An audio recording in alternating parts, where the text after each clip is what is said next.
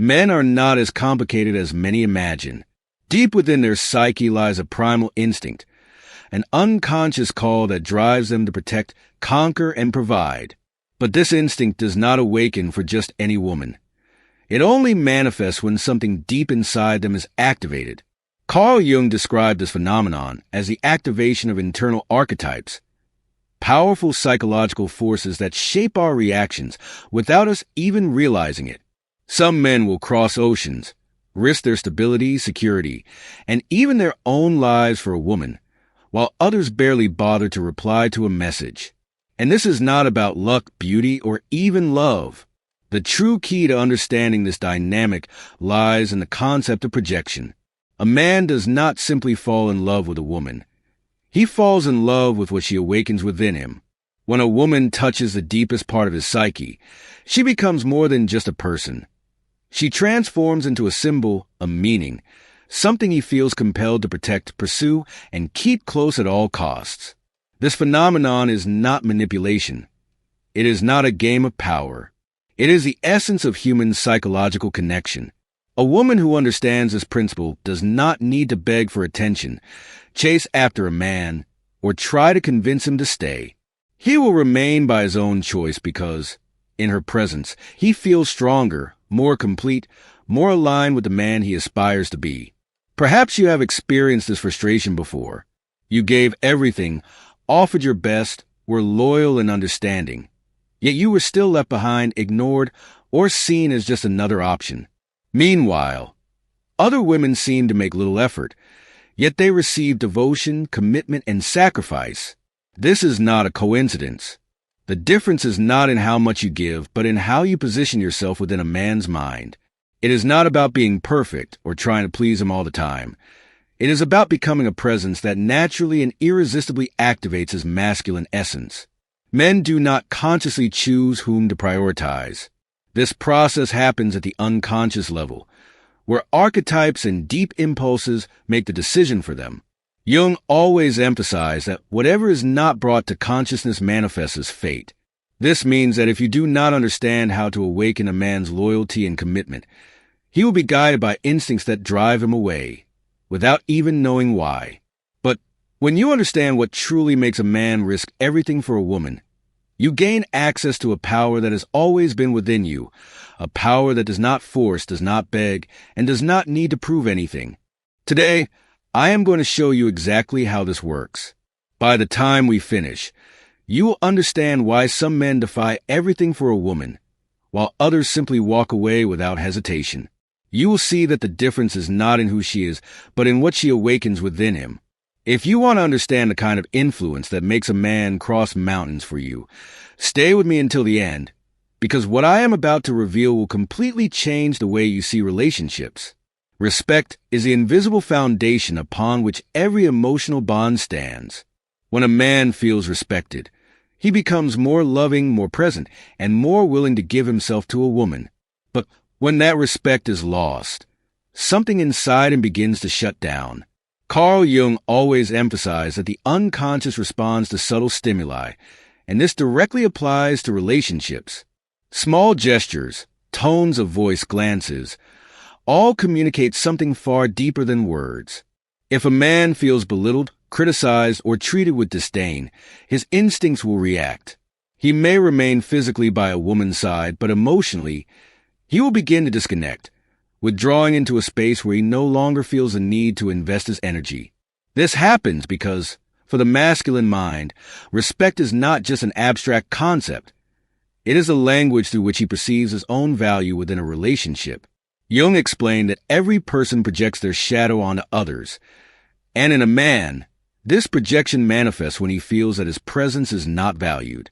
Small actions, like rolling your eyes, interrupting his words, or dismissing his ideas, create a subtle wound that pushes him away, even unconsciously. On the other hand, a woman who knows how to listen, who expresses gratitude, and who shows trust in his decisions creates an environment where he feels safe to lead, love, and commit. But that sense of security does not mean submission or blind obedience. On the contrary, a strong woman can disagree with a man without pushing him away, so long as she does so with respect. The difference lies in how communication takes place.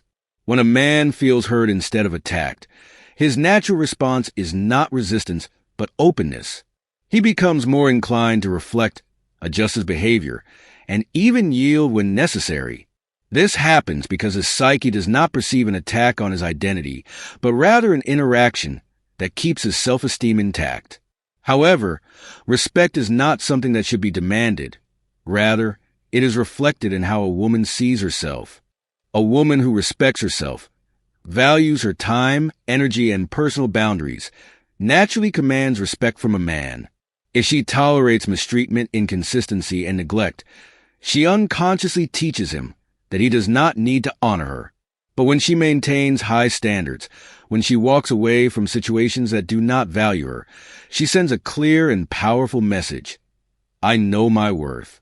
And here lies the crucial point. A man who truly cares about her is not intimidated by this. On the contrary, he feels a calling to rise, to become someone worthy of that respect. Jung's archetype of the hero is activated when a man perceives that he needs to be better to stand beside a woman who respects herself.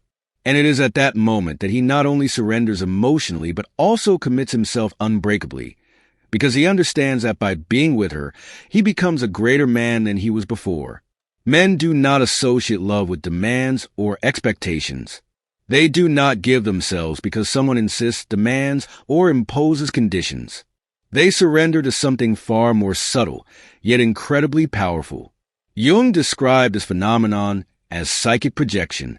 A man does not fall in love with a woman per se, but with how he feels about himself when he is by her side. If, in her presence, he feels like a king, a leader, a man capable of facing any challenge, he will do whatever is necessary to keep her close. But here's the secret. This does not happen because she flatters him or places him on a pedestal, but because she genuinely believes in him. Her silent recognition of his worth activates an instinctive drive, something deep within him, that compels him to protect, provide, and prioritize her above all else. Not out of obligation, but because he desires to. And what happens when a man finds this kind of woman? He feels anchored in a world that constantly challenges him, that demands he be strong, resilient, and unbreakable. Society teaches men to be providers, to face hardships without showing pain, but it rarely acknowledges that they too need a refuge, a place where they can be vulnerable without fear of judgment. The mistake many women make is failing to recognize this silent need. A man may be willing to fight the world, face challenges, and bear enormous responsibilities, but he will only risk everything for a woman who offers him something he cannot find anywhere else, a space where he can be himself without needing to put up defenses. Since childhood, many men have been conditioned to suppress their emotions. They have been taught to hold back tears, to never show weakness, to keep moving forward without complaining. As a result, they build walls, learn to hide their pain, and only show what they believe is acceptable. But behind that rigid appearance, there are fears, doubts, and wounds that they rarely share. When a woman understands this and offers him a safe space where he can express himself without fear of ridicule or rejection, she becomes irreplaceable. And not because he needs to be saved, but because he finds in her a connection that no one else can offer. The key to creating that safe space does not lie in solving his problems for him. Men do not want to be fixed. What they truly desire is to trust that they can open up without their words being used against them later. They need to feel that their vulnerability will not make them appear weak or unworthy. Many hesitate to share their struggles because they fear being ridiculed or belittled. If, when trying to express himself, he is criticized, rejected, or made to feel inadequate, he will withdraw. And that distancing happens slowly, almost imperceptibly. First, he speaks less, then he spends more time alone, until one day, he becomes emotionally inaccessible, seeking validation and comfort elsewhere. But when a woman responds with understanding, patience, and reassurance, everything changes. He begins to associate her presence with peace rather than pressure. Men are drawn to women who allow them to be their true selves. A woman who fuels his dreams, who believes in him even when he doubts himself, is a woman he values deeply and definitively. This does not mean solving his problems or carrying his burdens. It means being a steady presence, a silent pillar of strength and stability. And when he finds that, there are no limits to what he will do to keep her by his side. The true bond between a man and a woman is not solely based on physical attraction or the convenience of being together. It is born from something much deeper, the profound sense that, by their side, one can truly be themselves. It is not about offering immediate solutions or trying to fix the other person. A woman's strength lies in her ability to listen without judgment, to remind a man of his worth without diminishing his struggles. Carl Jung described this dynamic as the integration of the feminine and masculine within the human psyche, a relationship where both individuals empower each other rather than seeking to control or suppress one another. But here lies a crucial point. Providing emotional support and security does not mean tolerating mistreatment or assuming the role of a therapist for a man who refuses to grow. A relationship should not be a dumping ground for problems or a refuge for someone who never gives back. Instead, it should be a space where both individuals feel safe to express themselves without fear, where truth can be spoken openly without one having to hide from the other. This kind of emotional security not only strengthens a relationship, but also deepens intimacy, builds trust, and makes a man truly commit. A man may feel physically attracted to many women, but he will only risk everything for the one who sees beyond the surface, the one who understands his silent struggles and makes him feel that he is enough, not just as a provider, but as a human being. When a man finds that emotional sanctuary, he will do whatever it takes to keep that woman by his side. Men are naturally wired to pursue, conquer, and cherish what they perceive as rare and meaningful. If something is given to them effortlessly without challenge, its value unconsciously diminishes in their eyes. This does not mean that a woman should manipulate or play with a man's emotions. Rather, she must understand the delicate balance between mystery and appreciation. A woman who masters this skill possesses a unique power over a man's heart. She creates a sense of excitement, curiosity, and challenge while simultaneously making him feel deeply valued. This combination is irresistible because it activates two fundamental impulses in his mind: the desire to conquer and the need to engage with mystery. However, this does not stem from mind games but from depth. A man should never feel that he has fully figured out a woman, that there is nothing left to explore. When a woman maintains her individuality, when she has a life beyond the relationship, her own dreams, passions, and personal growth, she remains intriguing. He feels drawn to her because there is always something new to discover. Jung explained that the human unconscious is constantly seeking the unknown, that which challenges and expands our perception. When a woman becomes a living mystery, not because she hides things, but because she is in constant evolution, a man feels the need to keep investing in her. The fatal mistake occurs when a woman abandons her individuality to mold herself entirely around the man. The moment she sets aside her interests, passions, and essence to exist solely for him, the mystery disappears, and with it, the deep excitement. A man may admire a woman who gives herself completely, but without the element of individuality, fascination fades. This is precisely why the most intense and long-lasting relationships are those where both partners continue to grow as individuals. Because it is in this continuous growth that the true power lies, the power to keep a man committed, passionate, and willing to risk everything to keep that connection alive. Mystery may spark a man's interest, but on its own, it is not enough to keep him committed. The true bond happens when that mystery is balanced with something equally essential: appreciation. Men may appear strong, confident, and unshakable, but deep down, they crave validation just like anyone else. They need to know that their efforts are recognized, that their actions make a difference, and that they add value to the life of the woman they love. Jung described this need as a reflection of the human psyche's search for meaning. A man who feels that his presence matters becomes a man willing to give more, to invest more, and to commit fully.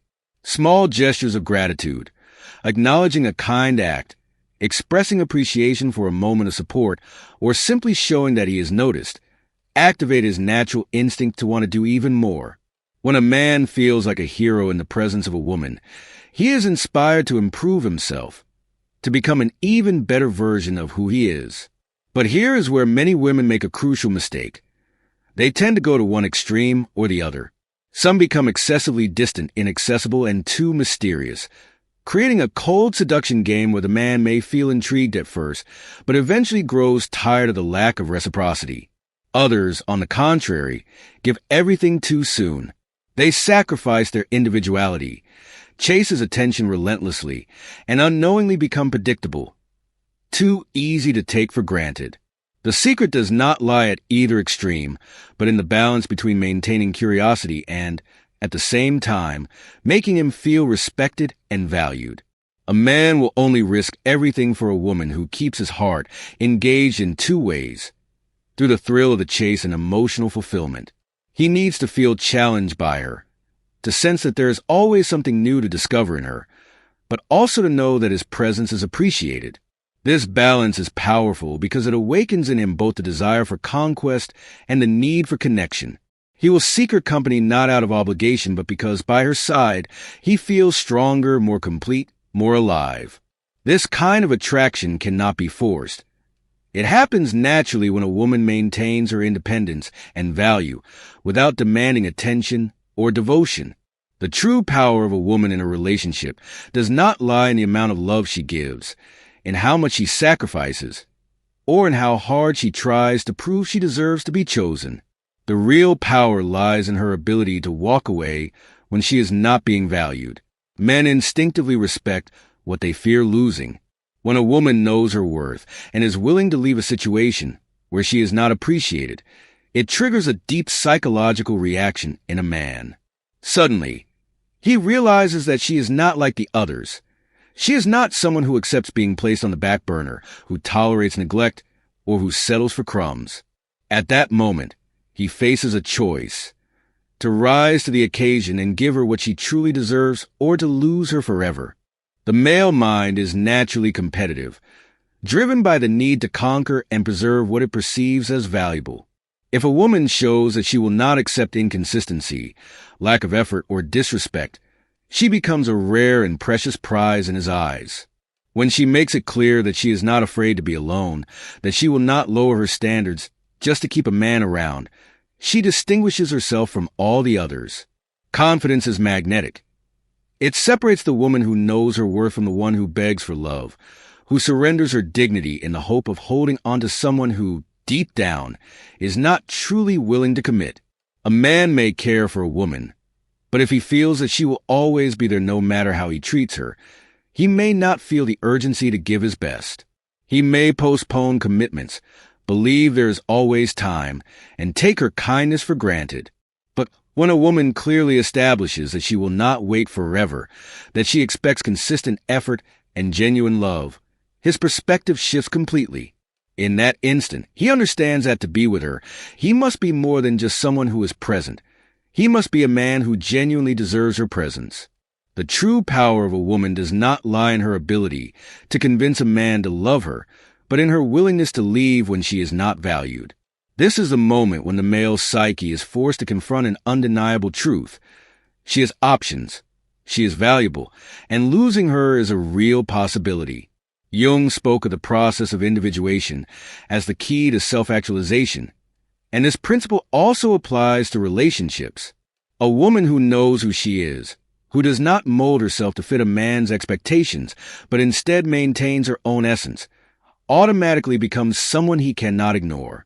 She does not make threats, does not play games, and does not issue empty ultimatums. Her actions speak for her. If a man truly wants her, he will rise to meet the standard of the woman she is. If he is incapable, it is not her responsibility to convince him. This mindset is not coldness, nor is it manipulation. It is self-love.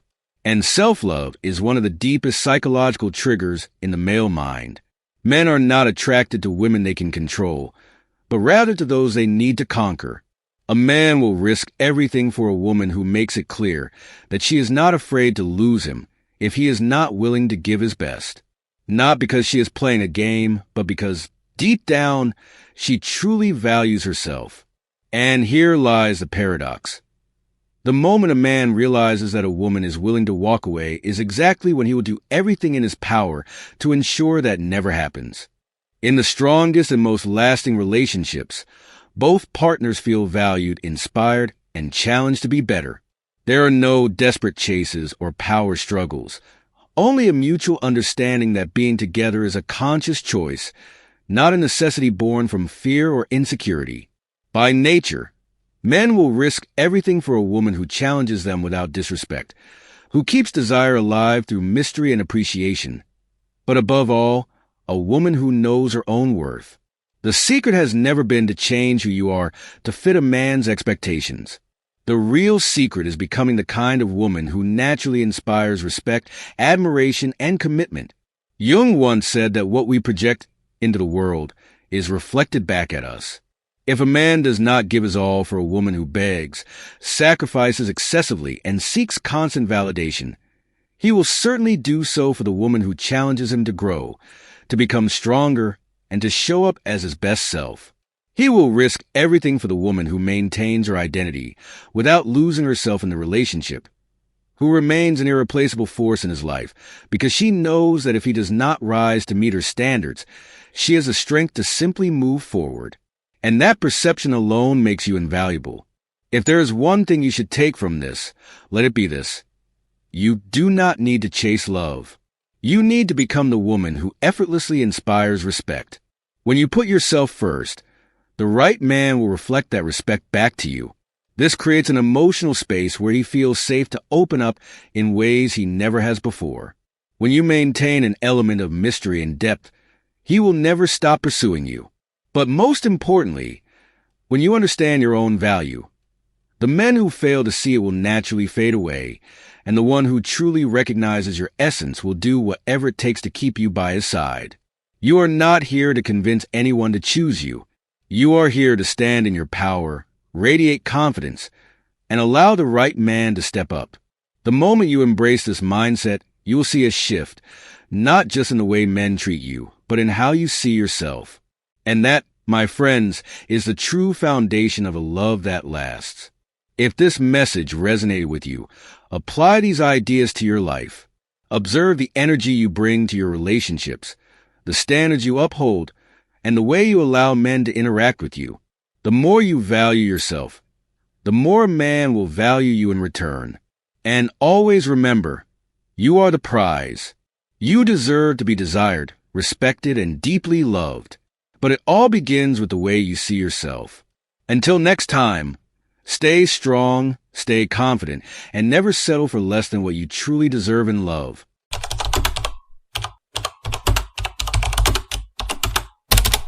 Listen to this. You can read every book, watch all the videos, and repeat to yourself 1,000 times that you love yourself. But if you don't understand this one thing, the love you seek will always remain out of reach. Today, I'm not here to give you theory. I'm here to give you the key, something no one has ever told you before, a truth that Carl Jung discovered and that will forever change the way you relate to yourself and others. Are you ready to uncover it? If you're watching this, it's because something inside you already knows there's more. This isn't just about accepting your shadow or balancing your energies. It's about taking those concepts and applying them in a way that transforms your life. And by the end of this video, you won't just have a deeper understanding of why you've struggled to feel loved. You'll walk away with a clear and practical strategy to revolutionize your relationship with yourself and, as a result, with others. This isn't about theory. It's about action. Your relationships are not random. What attracts you or repels you in others is a direct reflection of what remains unresolved within you. Think about the last person who made you feel something intense, whether it was love or frustration. That person is more than just a passing figure in your life. They are a mirror, revealing something deeply buried within you. Perhaps you find yourself drawn to people who make you feel insecure, Or maybe you constantly feel frustrated by those who exhibit traits that you reject in yourself. Today, you're going to learn how to use that mirror to uncover the parts of yourself that are crying out for attention and healing. Because until you do, you will continue searching for love in all the wrong places. The real question isn't, why does this person behave this way? The real question is, what is this person showing me about myself? This concept, the relational mirror, is far deeper than it appears at first glance. When someone triggers a strong emotional reaction in you, you're experiencing a projection of your own shadow. Look at the patterns in your relationships. Do you find yourself repeatedly drawn to people with similar characteristics? Or do you find yourself constantly avoiding certain types of people? Both reactions are equally revealing. Attraction and repulsion are two sides of the same coin. They both indicate something crucial about your inner world. When you feel deeply drawn to someone, ask yourself, what qualities do I admire in this person? Could it be that these are qualities I haven't fully developed or expressed in myself? Perhaps you admire someone's freedom and spontaneity because you have lived a life that feels too structured and controlled. Similarly, when someone irritates you intensely, ask yourself, what exactly bothers me about this person? Could it be that I possess that same trait, but have denied or repressed it in myself? Maybe arrogance in others triggers you because deep down, you struggle with your own superiority complex, one that you are ashamed to acknowledge. This kind of self-awareness is transformative, but it requires brutal honesty. You must be willing to see the parts of yourself that you've kept hidden, even from yourself. And it's in this recognition that true healing begins. The most difficult relationships in your life are often your greatest teachers. That person who constantly irritates you. They might just be the key to unlocking parts of yourself that need attention. It's no coincidence that certain people appear in your life. They are karmic messengers, showing you the way to your own integration. Remember, just as others reflect parts of you, you also act as a mirror for them. When you understand this, you develop both compassion and responsibility in your interactions. You begin to see that when someone reacts negatively toward you, they aren't necessarily responding to you. They are responding to the reflection of themselves that they see in you. Instead of reacting defensively, you can respond with understanding. The purpose of this work isn't just to identify patterns, it's to transform them. Once you recognize what part of yourself is being reflected in a difficult relationship, you can begin to heal that part. And as you consciously integrate those rejected or underdeveloped aspects of yourself, your relationships will start to change, naturally and effortlessly. This process of integration doesn't happen overnight. Don't expect immediate results. Observe your emotional reactions as if you were a scientist studying a fascinating subject, without judgment, only with genuine curiosity. Over time, you'll notice that the people who once triggered intense reactions in you will no longer have the same power over your emotions. The healthier and more balanced relationships you seek will begin to appear. Instead of attracting people who reflect your wounds, you'll start attracting those who reflect the healed, whole version of yourself. You'll no longer seek in others what you lack within yourself. Instead, you'll create connections based on shared wholeness rather than emotional dependency. True love is only possible after this journey of self-discovery. When you love from a place of wholeness rather than lack, your relationships become spaces for mutual growth rather than sources of emotional neediness. You no longer need someone else to fill your emptiness. You are complete within yourself. And here's the ultimate truth. The part of yourself that you reject is the same part that is sabotaging your relationships. You cannot fully love if you do not accept all of who you are. Think about the things you don't like about yourself, the things you try to hide. That is your shadow. And until you integrate it, you will continue projecting your insecurities onto others. For example, if arrogance in others bothers you, it's likely that a part of you fears being perceived as arrogant. Or if you're drawn to people who make you feel small, it's because deep down, a part of you doesn't feel big enough. Here, you will discover how to integrate your shadow, not to become perfect, but to become whole. Because only when you accept everything that you are, can you love and be loved authentically. Your shadow isn't just the negative aspects of yourself. It also includes your unrecognized gifts and talents. When you reject parts of yourself, you fragment your being, creating an invisible barrier that prevents the deep connection you long for. But when you embrace all that you are, you stop seeking love as something external. You become love. And from that place, true connection becomes inevitable. This fragmentation leads us to seek in others what we cannot accept in ourselves. Every time you harshly judge someone, you are facing a mirror. That quality that irritates you so much in another person is merely a reflection of something within you that remains unacknowledged. Pay close attention to your most intense reactions. Within them, you will find the most valuable clues about yourself. Perhaps you despise vulnerability in others because you fear your own fragility, or maybe you criticize excessive ambition because you have not allowed yourself to recognize your own desires for success and recognition. Your shadow also manifests in your romantic attractions. We are drawn to people who freely express what we have repressed.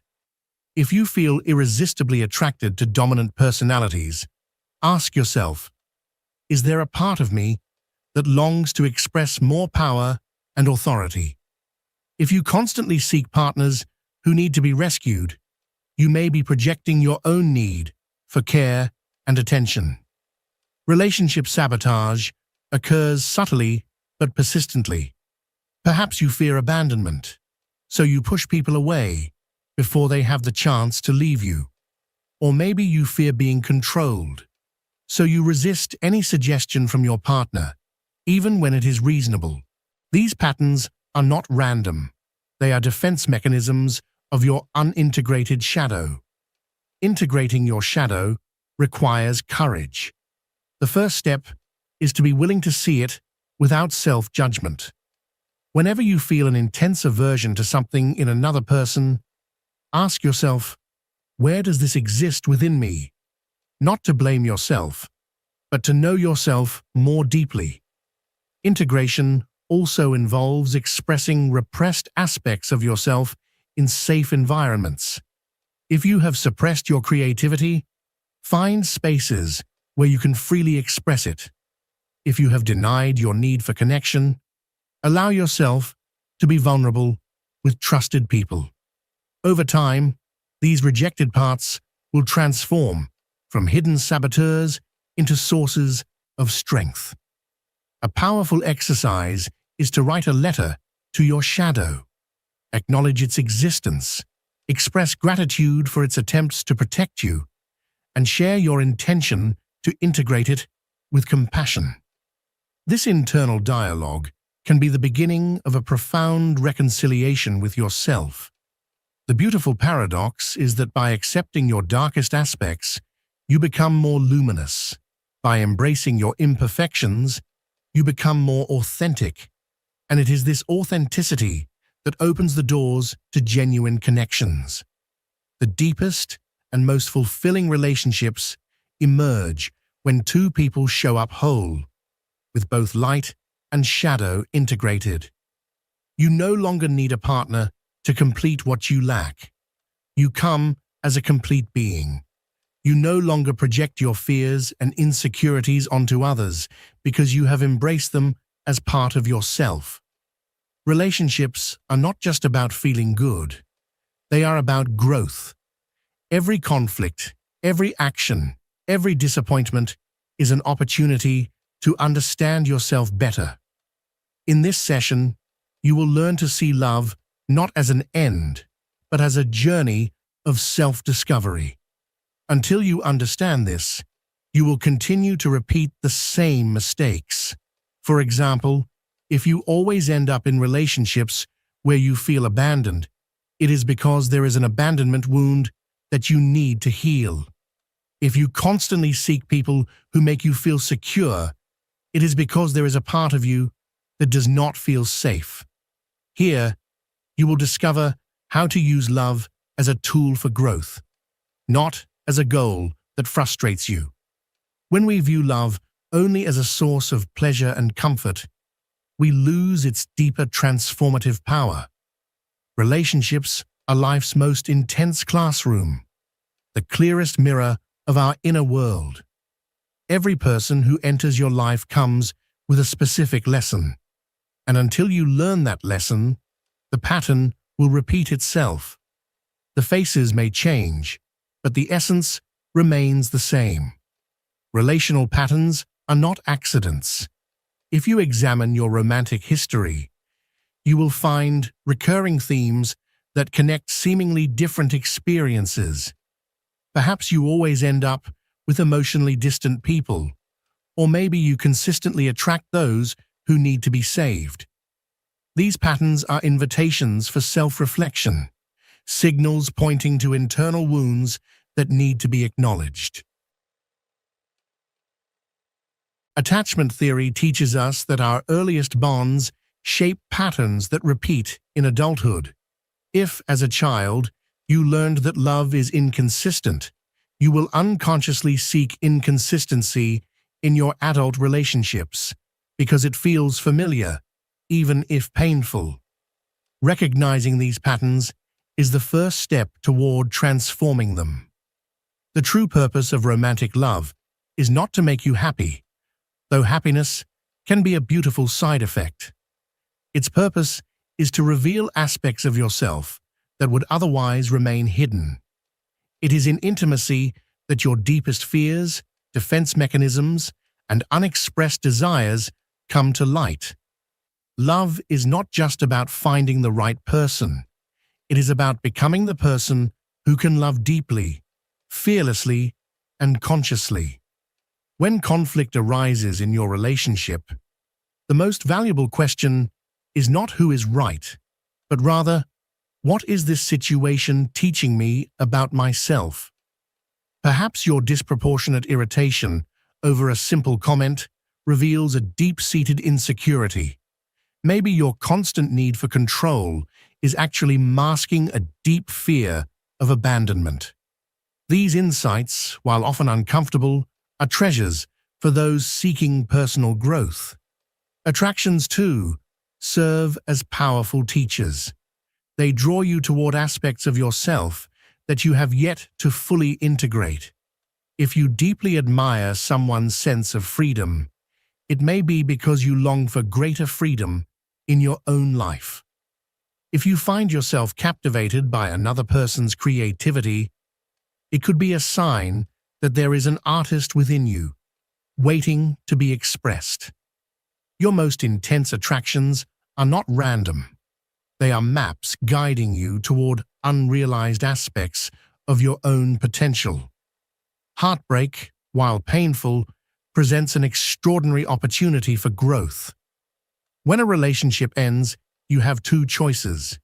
You can blame the other person and continue repeating the same patterns, or you can turn inward and ask yourself, what can I learn from this? The difference between these two responses determines whether you become bitter or wiser from the experience. Mature love does not seek perfection in a partner. It seeks mutual growth. A relationship rooted in this mindset is not only about individual happiness, but about shared evolution. In this kind of relationship, every challenge is embraced as an opportunity to expand, to break limitations, and to heal together. Paradoxically, when you embrace love as a tool for personal growth, happiness comes more deeply and more sustainably. You no longer depend on perfect circumstances or an ideal partner to feel fulfilled. Instead, you find satisfaction in the process of evolving, of knowing yourself more intimately through the mirror that your partner provides. The shift begins when you stop saying things like, "I always end up with the same kind of partner," and instead start asking, "Why do I keep choosing this kind of partner?" This change in perspective restores your power. You are no longer a victim of fate or the actions of others. You become the conscious creator of your relational experiences. Embracing love as a path to self-growth requires courage. You must be willing to confront uncomfortable truths, to question deeply ingrained beliefs, and to let go of identities that no longer serve you. But the reward is immense. More authentic relationships, deeper self-awareness, and the ability to love from a place of freedom rather than from a place of need. Why do you always find yourself in the same kinds of relationships? The answer lies within your subconscious. The patterns you repeat over and over again are not mere coincidences. They are signals that there is something within you that needs healing. For instance, if you consistently feel drawn to people who make you suffer, it is likely that there is an unresolved emotional wound seeking attention. If you always seek validation from your partners, it may be because a part of you feels unworthy or unseen. Today, you will discover how to identify these patterns and break the cycle so you can create healthier, more conscious connections. Because until you do, you will continue attracting relationships that leave you feeling unfulfilled. Toxic relationship patterns are like invisible cycles that repeat with mathematical precision in your life. You may change partners, but the underlying dynamic remains the same. This phenomenon is not a curse, nor is it bad luck. It is the result of deeply rooted subconscious programming that influences your choices without you even realizing it. These subconscious patterns are often formed in childhood when you first learned what love meant and how relationships worked.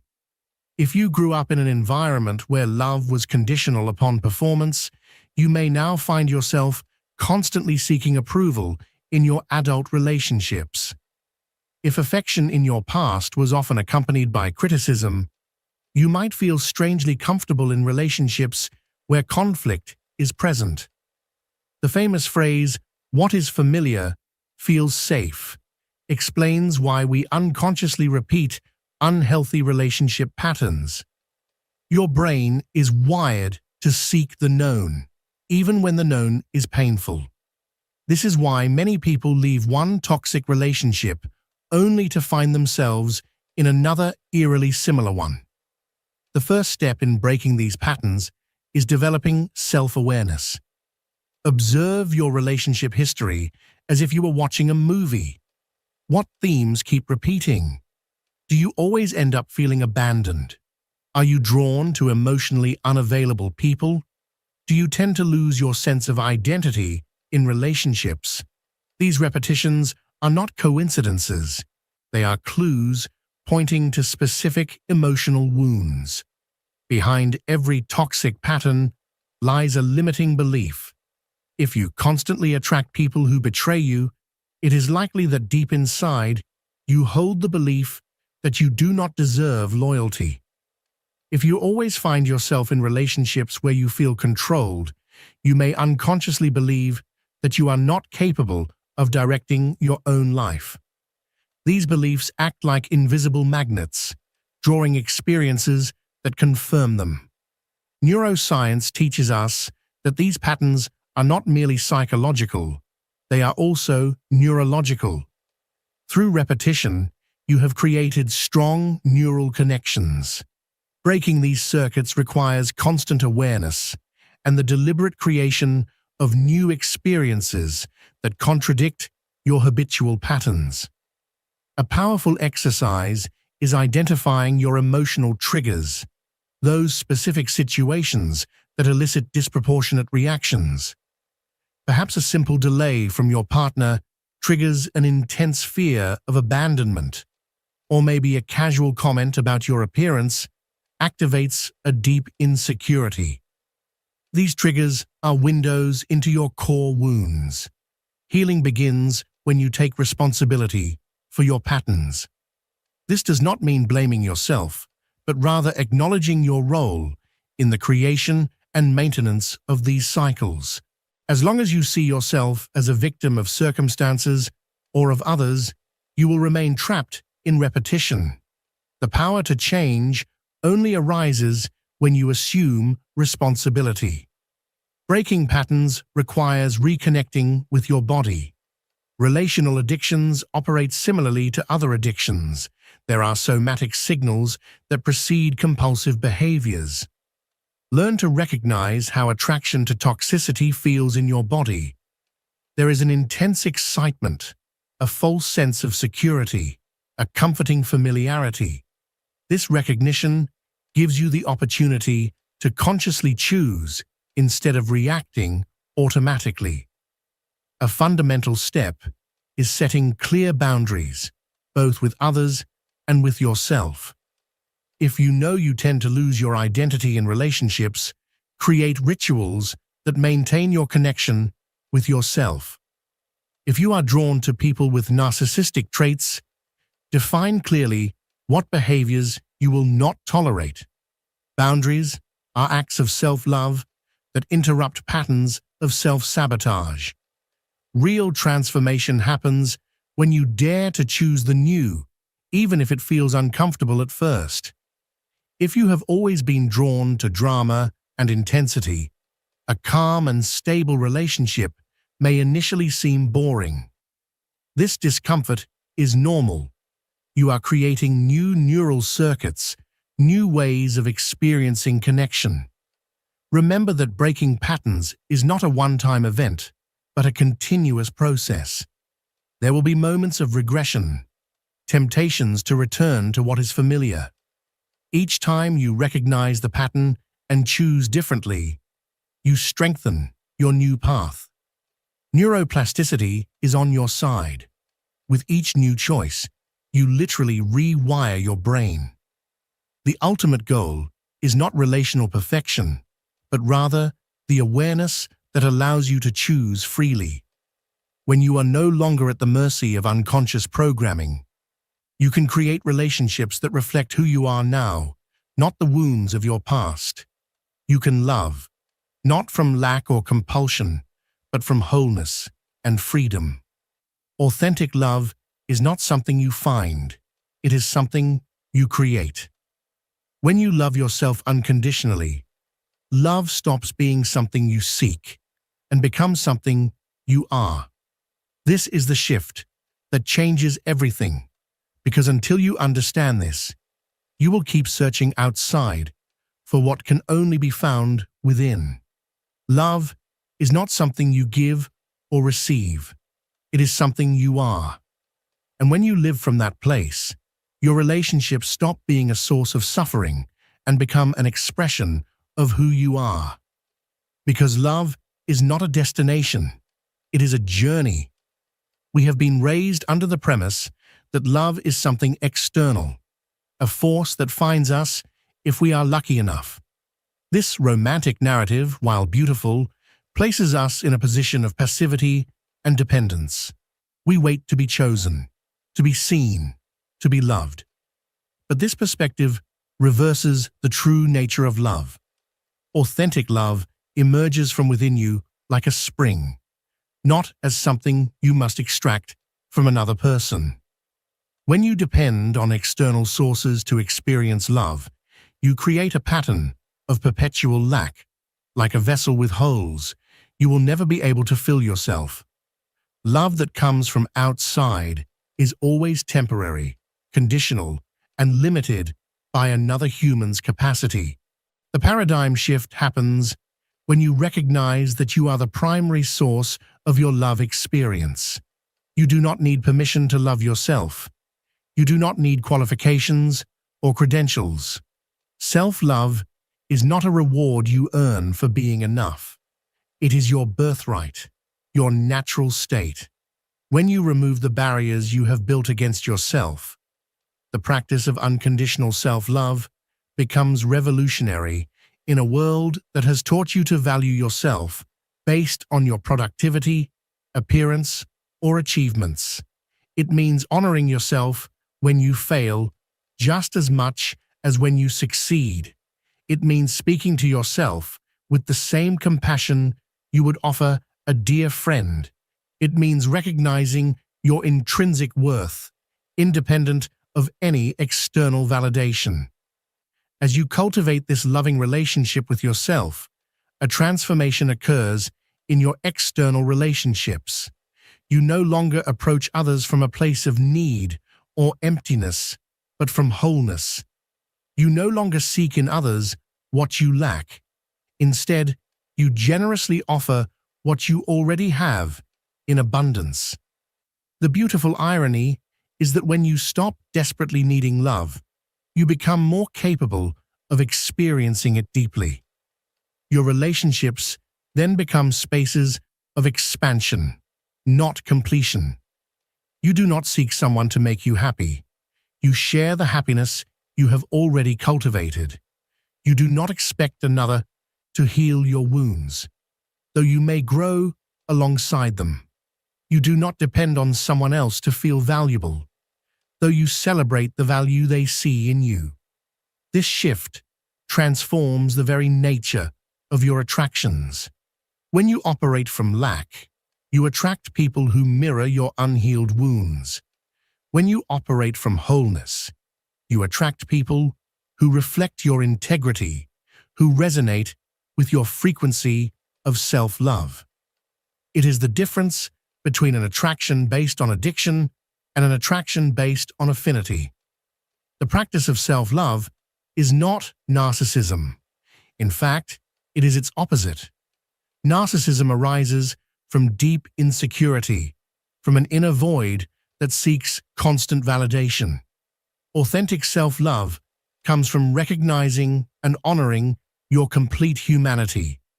It allows you to see others with greater clarity and compassion because you no longer project your unmet needs onto them. A transformative exercise is practicing conscious self-compassion. When difficult emotions arise, fear, sadness, anger, shame, instead of judging or suppressing them, embrace them as part of your humanity, not as flaws to be eradicated. This radical acceptance changes your relationship with your internal experience, and by extension, with everything external. Remember, love is not a goal you reach, but a daily practice. There will be days when loving yourself feels more difficult. Days when old voices of self-criticism resurface. Do not be discouraged. Every moment of awareness is an opportunity to choose love again. Every time you reconcile with yourself after a moment of disconnection, you strengthen your capacity for authentic love.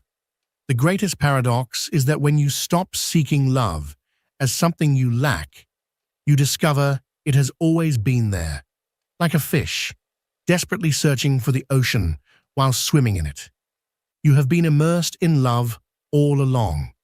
Your task is not to find it, but to recognize it, to allow it, to express it, first toward yourself, and then, naturally, toward everything around you.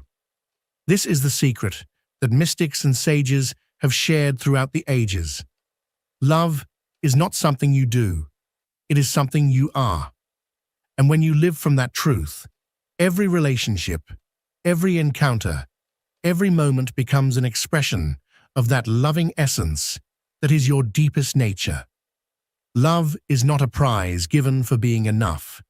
It is a state that arises when you fully accept yourself, with your light and your shadows. No one will love you as deeply as you can love yourself, and that is the key. When you understand this, love stops being a search and becomes an expression of who you are. If this message resonated with you, share it with someone who needs to hear it. And if you want to continue exploring how to transform your life from within, subscribe and activate the notification bell. Remember, love is not something you find. It is something you build, and that journey begins today. Thank you for joining me on this journey, and I will see you in the next video. Until next time.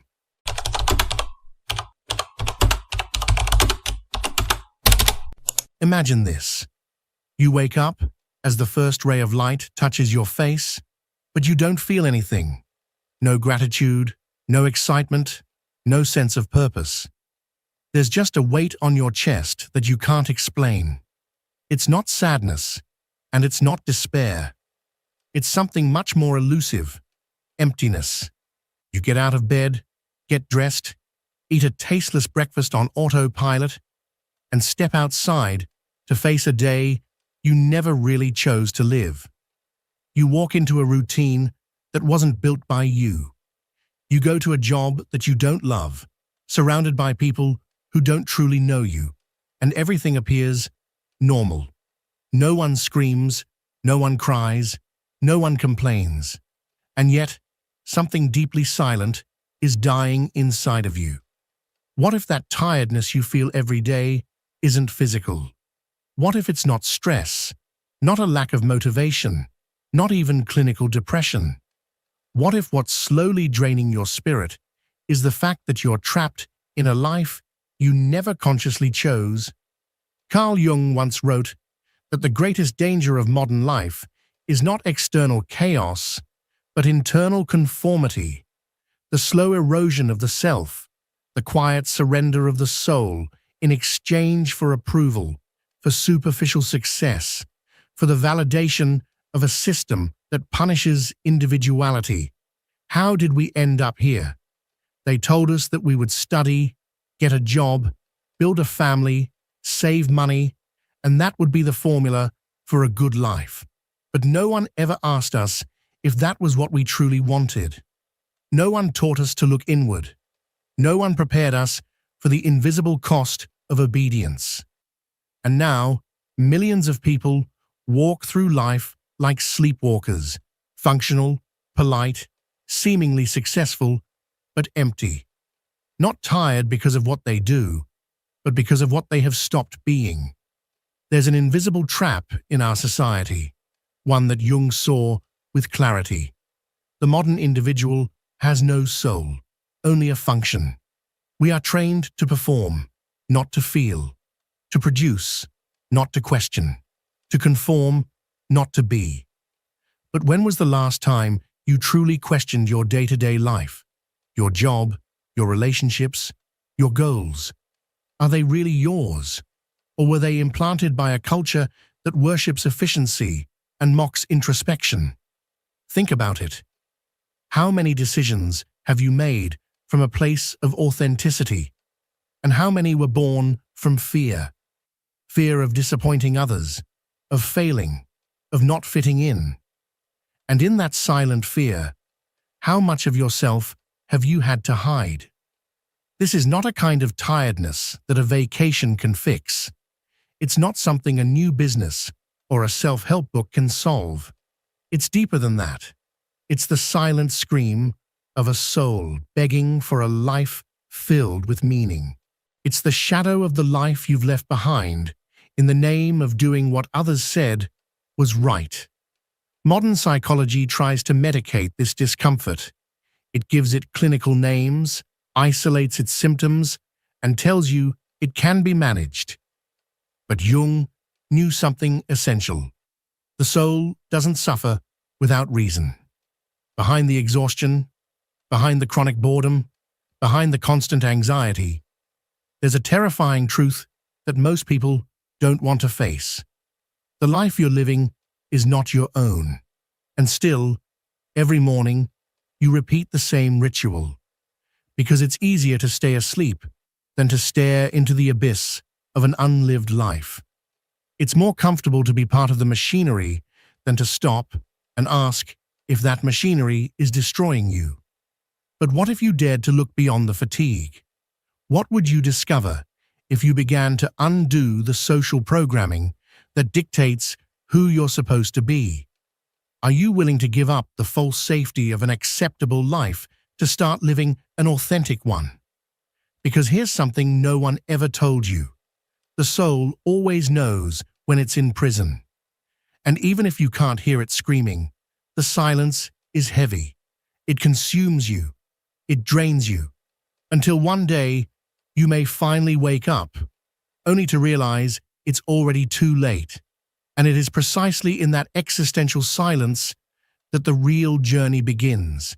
Because this is not just an emotional issue. It's a deep psychological phenomenon with philosophical roots that have been growing silently for centuries. And now, it's time to unearth those roots so that you can see what has always been there, waiting for you to confront it. The hidden problem and its psychological origins. There is a silent tragedy that plays out in millions of souls every day. It doesn't appear in medical textbooks. It can't be diagnosed in a 15-minute consultation. But it consumes life from within.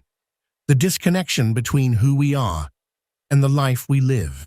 Carl Jung referred to it as alienation from the self, a deeply human phenomenon where the individual becomes so detached from their inner essence that they begin to live behind a mask that smiles, functions, interacts, and even succeeds, while deep within, the soul is crying out, unheard and unseen. This mask becomes so well-rehearsed that even we start to believe it's who we really are. But beneath the surface, there's a silent agony, a sense of falseness, of not belonging in our own lives. How do we arrive at such a fractured state? It doesn't happen suddenly or dramatically. It begins in childhood, and not necessarily through acts of violence or overt neglect, but through something far more subtle and insidious, conditional love. We learn from a very young age that our worthiness, our value, and even our right to be loved is linked to our ability to obey, to please, to fit expectations.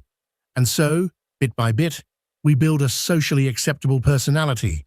We become what others want us to be. In doing so, we begin to amputate parts of ourselves that don't fit into that mold. We silence our sensitivity, hide our anger, ignore our intuition, dismiss our odd dreams, and suppress the questions that made adults uncomfortable. Every piece we deny, every trait we hide, is a surrender to survival in a world that rewards conformity over authenticity. And in the name of adaptation, we repress the very elements that make us whole. Jung issued a warning. What you deny submits you. What you accept transforms you. Yet modern society does not encourage acceptance. It promotes denial. It trains us to conceal our deeper truths, to disconnect from our rawness, our vulnerability, our instincts. We're taught to amputate parts of the soul in exchange for acceptance, success, and belonging. And with every internal compromise, we become more polished on the outside and more hollow within. This is not a new crisis. Thinkers before Jung saw the same spiritual fracture. Nietzsche called it the morality of the slave, a way of living rooted in obedience, fear, and the desperate need for external validation. Schopenhauer described it as the veil of illusion, a life caught in endless desire, never reaching true peace. Sartre called it bad faith, the self-deception of living a life that denies our radical freedom to choose who we are. But Jung went deeper. He realized that the root of the problem is not only cultural, but also deeply psychological. It lies in the collective unconscious, a vast inner landscape made of symbols, archetypes, and inherited psychological structures that shape us from within, long before we are aware of them. According to Jung, every soul carries a unique path, a journey called individuation. It is the sacred process of integrating all parts of the self, even those we were forced to reject, abandon, or hide. Yet the modern world has no space for this inner journey. Our educational systems do not teach introspection.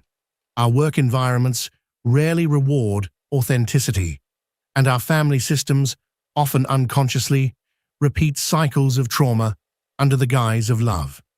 So, what do we do in the face of this absence? We adapt.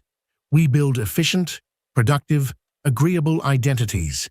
We become what the world demands of us, and in doing so, we forget who we were before the world told us who we needed to be. This is the deep root of the exhaustion you feel. It is not physical fatigue. It is a hunger of the soul, a tension between the life you are living and the life your soul came here to experience, a dissonance between your outer performance and your inner truth.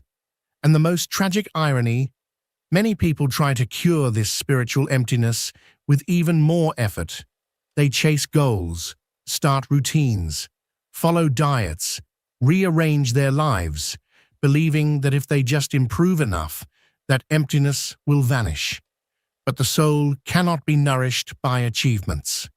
You cannot heal the wounded parts of your spirit with productivity. The shadow that lives within you, the parts of yourself you denied, shamed, and exiled, does not disappear because your to-do list is complete. No external accomplishment can fill an internal void. The only path forward is inward, to pause, to listen, to feel the things you've numbed, to reclaim the pieces of yourself you once disowned, to move beyond the mask and remember the face underneath. The truth is, your soul has never stopped calling. It's been whispering through your anxiety, your discontent, your restlessness, not as punishment, but as a guide, because your real self is not lost. It's buried under layers of expectation, fear, and forgotten dreams, and all it wants is to come home. But you cannot fill a hole in the soul with accomplishments. You cannot silence the shadow with productivity. Carl Jung taught that the shadow is not evil itself, but rather the suppressed, the parts of ourselves we exile. What you hide does not vanish. It transforms into exhaustion, anxiety, and self-sabotage. It becomes that quiet inner voice whispering, "This makes no sense," the one you've trained yourself to ignore. And then one day, you feel drained. You look in the mirror and no longer recognize the eyes staring back. You are still breathing, but you're no longer living. You function like a cog in a machine you don't understand, one you don't know how to escape. Jung echoed what Viktor Frankl also understood. When meaning is absent, we become addicted to distraction. Pleasure, power, or validation become substitutes. That explains much of today's behavior: the compulsive use of social media, the fear of solitude, the constant comparison, the obsession with becoming someone in the eyes of others. Beneath it all lies the same root. We have lost contact with the soul. Jung said the soul doesn't scream, it whispers, and if you ignore its voice, it will slowly drain you from within. That is the deeper issue. You are not tired because of what you do. You are tired because of what you are suppressing while doing it. You have been conditioned to serve the system, not yourself. And unless that truth is confronted, the inner void will only expand. Nothing outside of you can ever fill it. Now that you've glimpsed the hidden roots of your fatigue, a more urgent question emerges. What is this emptiness doing to you without you realizing it? Because its effects are not just felt, they ripple into how you love, how you work, how you quietly abandon your own dreams. In the next moments, you'll see how this invisible wound is shaping every part of your life without your awareness. Its invisible consequences. You don't see it. It has no color or shape, but it is there, in your tone of voice, in how you connect with others, in what you dream, or more precisely, in what you no longer dare to dream. When you're trapped in a life you never chose, every part of you adapts to the prison. Your language becomes dull. Your emotions become numb. The light in your eyes dims. And most dangerous of all, you stop thinking for yourself. You begin to echo truths you never questioned, defend beliefs you never truly felt, pursue goals that were never yours. But this doesn't happen overnight. The soul does not surrender in a single moment. It retreats quietly, in layers, like an animal that slowly learns resistance is futile. First, you let go of small desires. Then, you silence your discomfort. Later, you justify your apathy, until one day, weariness feels normal, and resignation starts to look like virtue. Carl Jung warned that the greatest threat to the human psyche is not open trauma, but the slow, quiet detachment from its own center. When you no longer know what you want, when you no longer know who you are, when you live without desire, without fire, without questions. This is not maturity. It is surrender. And surrender has real consequences. First, you lose your sense of time. When you start living a life that isn't truly yours, the days begin to blur. One day fades into the next, and suddenly, it's impossible to distinguish between Monday and Wednesday. Even weekends lose their meaning. Saturday, once a symbol of rest or joy, becomes just another slot in your calendar. Life turns into a repetitive cycle of tasks, obligations, and routines, devoid of emotional memory. Time no longer feels like something you experience. It becomes a conveyor belt you're forced to ride. You wake up, go through the motions, and go to bed, all while wondering if anything truly happened. You're alive, technically, but not really living. Second, your self-image becomes distorted. The person you once were, the vibrant, curious feeling self, starts to disappear behind layers of masks and expectations. You begin to question who you are, but not in a deep, philosophical way. It's a more disorienting, empty kind of doubt. You wonder if you're an introvert or just exhausted from pretending. You can't tell if you've stopped loving or if you've simply forgotten how to receive love in your current emotional state. Your talents, once so clear, now seem distant or delusional. Your boundaries blur. Your self-worth crumbles. You can't recognize the person in the mirror, not because they've changed, but because you've drifted so far from yourself that even your own reflection feels like a stranger. Third, you start connecting with others from a place of lack. When your soul feels fractured, you instinctively reach outside of yourself, desperately seeking what you've lost within. You search for validation, for direction, for a sense of purpose, but not because others owe it to you. It's because you've forgotten how to find it within yourself. And that's where relationships begin to suffer. Bonds born from emptiness are fragile. They are rooted in need, not connection. This is how codependency starts. Toxic dynamics emerge. Desperate attachments form, not out of love, but out of fear. Fear of being alone, of being unseen, of being unloved. You cling, not because you care too much, but because you no longer know what it feels like to be whole on your own. Fourth, you begin to escape constantly into food, into endless scrolling, into porn, into meaningless entertainment, into impulsive shopping, into anything that numbs the silence within. Not because you're lazy or weak, but because the pain of being disconnected from your true self is unbearable. Neuroscience supports this. When we live in dissonance, when our outer actions contradict our inner desires, the brain enters a state of chronic stress. Survival circuits kick in, cortisol levels rise, natural dopamine production drops. You end up walking through life in a state of constant alertness, even though there's no visible threat.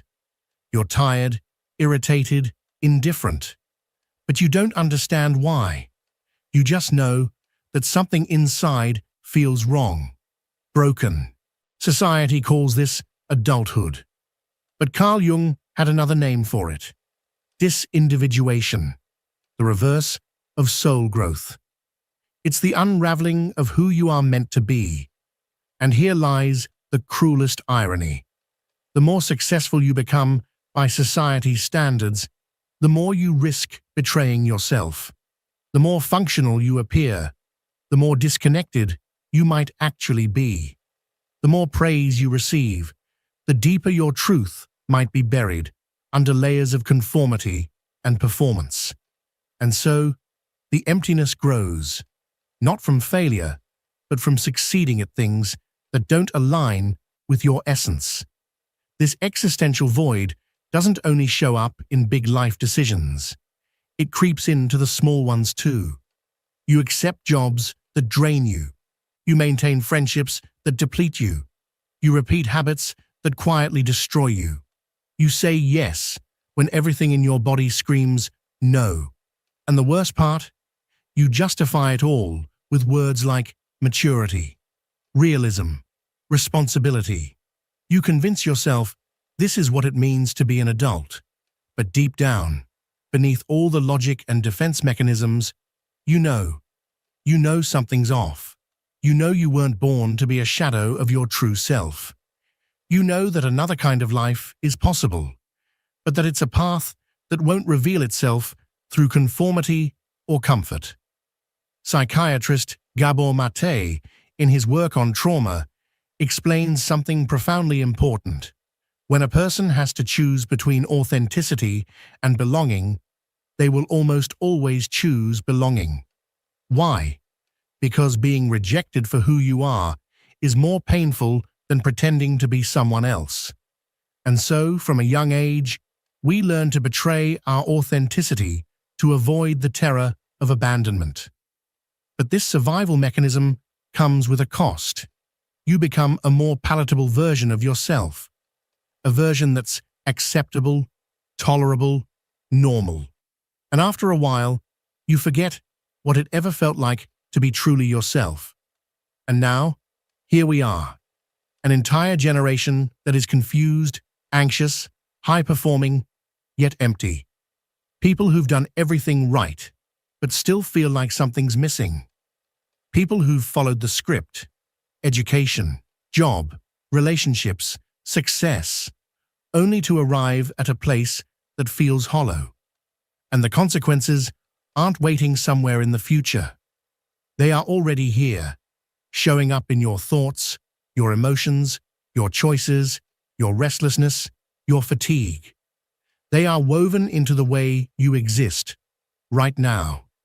If you don't change the internal landscape, it won't matter how many times you switch careers, how many relationships you end, how many countries you move to. You will carry the same feeling wherever you go. Because the real prison isn't outside of you, it's inside. And escape doesn't come from rearranging the external. It comes from a deeper, quieter form of revolution. But this isn't where the story ends. There is a way out. There is a silent rebellion, one that doesn't begin with rage or destruction, but with a question. A brave, unfiltered, soul-shaking question. What would happen if I stopped being who the world expects and started being who I truly am? This is where transformation begins, not with quitting your job or walking away from everything. That's just another form of avoidance. Real rebellion doesn't require you to burn your life down. It requires you to wake up within it. It asks you to sit with the discomfort instead of escaping it, to be honest instead of agreeable, to choose yourself, moment by moment, even when the world wants someone else. And it all begins with a single question, one that pierces through years of conditioning, performance, and silence. What if everything I've ever called me isn't really me at all? Carl Jung believed that the process of individuation, the journey toward your true self, is neither comfortable, nor linear, nor socially endorsed. It's more like a descent into the underworld, where you're forced to confront everything you've denied, repressed, forgotten, your shadow, your real desire, your rawest truth. It's the hero's path, not of playing a role, but of daring to write one's own story. And where does it begin? Not with answers, but with brutal honesty, with a pause, with the kind of silence that lets you hear that voice you've been avoiding for years. Yes, that one. The voice that visits you at dawn when sleep won't come. The one that whispers when you look into the mirror and no longer recognize yourself. The voice that quietly asks, "Is this it? Is this really the life you came here to live?" Jung taught that every deep transformation begins when the urge to be yourself becomes stronger than the fear of not belonging. When the pain of falsehood outweighs the risk of being real. And this is where most people falter. They want transformation without confrontation, healing without discomfort, evolution without loss. But no true self can be built on a false foundation. The first act of rebellion, then, is to feel fully, to allow the void to ache, the anxiety to speak, the sadness to scream, without numbing yourself with distractions. Because behind every emotion you fear lies the version of you that you've forgotten. The second act is to question without fear. What would I do if I didn't need to please anyone? What choices have I made from fear and which from true desire? What part of myself am I still hiding to be loved? These questions don't come with quick answers, but each one cracks the walls of the prison. Each one melts the mask a little more. Then comes the hardest part, acting differently. Even if your voice trembles, even if detachment hurts, even if the world doesn't understand. Maybe you say no for the first time to something you always accepted. Maybe you choose art over money. Maybe you allow yourself to cry in front of someone. Or maybe you just stare at your reflection and admit, "I don't know who I am, but I'm ready to find out." That is freedom. Not a life without rules, but one with rules that are your own. A life where every step, every relationship, every decision is aligned with your inner truth. And yes, it will hurt. You'll lose things. People. Whole chapters of your life that no longer resonate. But you'll gain something priceless. Yourself. Carl Jung echoed Nietzsche in saying that he who has a why to live can bear almost any how. But your why can't be borrowed. It can't be inherited, taught, or approved by others. It must rise from within you like a flame no one can extinguish. And that flame, even if small, is enough to light your path. Becoming yourself is not becoming someone new. It's remembering who you were before the world told you who you should be. It's reclaiming your voice, your desire, your sacred madness for a life with meaning. And when you start walking that path, something shifts. You no longer need endless distractions. You stop measuring yourself by achievements. You don't beg for validation like a starving child. You begin to live with purpose, not because you have all the answers, but because you're finally asking the right questions. And then, the unexpected happens. Fatigue turns into energy, anxiety into clarity, confusion into direction. Why? Because you're no longer betraying yourself. Because for the first time, you're truly on your own side. But there's still one thing left. A realization so deep, so essential, it can rewrite your entire story. It's not a tip or a technique. It's a truth that changes how you see life, suffering, and your role in this world. In the next and final part, we will reveal it. The supreme truth, the final realization. What if suffering wasn't a mistake, but a message?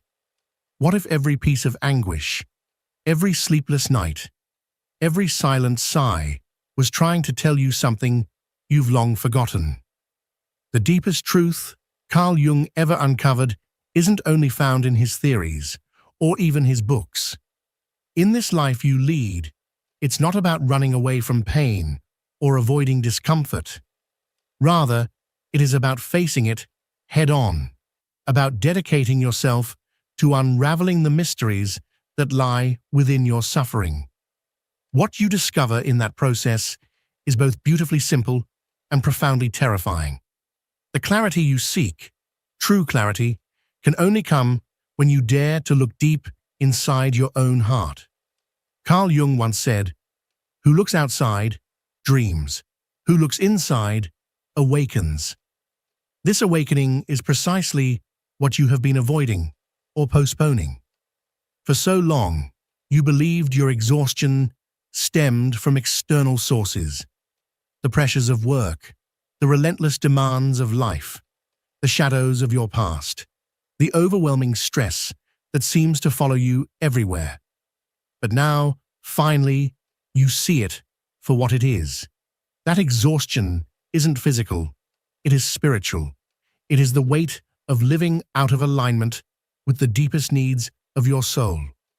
Your body may show signs of wear and tear, but it is your soul that is truly weary, ignored, silenced, and disconnected from the purpose it longs to fulfill. And your mind, fractured and scattered, loses its way when it loses sight of why you are here in the first place. The modern world has conditioned you to look outside yourself for everything. For love, for meaning, for validation, for peace. It has turned you into a seeker, a consumer endlessly chasing solutions in the external world, quick fixes, distractions, temporary comforts, when in truth, all of these things were meant to be found within you. You have always been the creator of your own answers, the originator of your own truth. Yet, you forgot this fundamental fact. Here lies the ultimate truth. Your soul was never meant to fit neatly into a box, to conform, to simply function like a cog in a machine. It came here to expand, to grow, to be fully alive in all its messy, beautiful complexity. Every time you denied this truth, every time you tried to squeeze yourself into roles or expectations that felt unnatural, you broke a little more. But the good news is that the path back is not out there somewhere. It is already inside you. Remember who you were before fear took hold, before duty and shoulds dictated your life. You are not your job. You are not your past trauma. You are not your successes or your failures. You are the consciousness that quietly watches all of it unfold. You are the soft voice that whispers truth in the silence, the spark that refuses to go out even when darkness feels all-encompassing.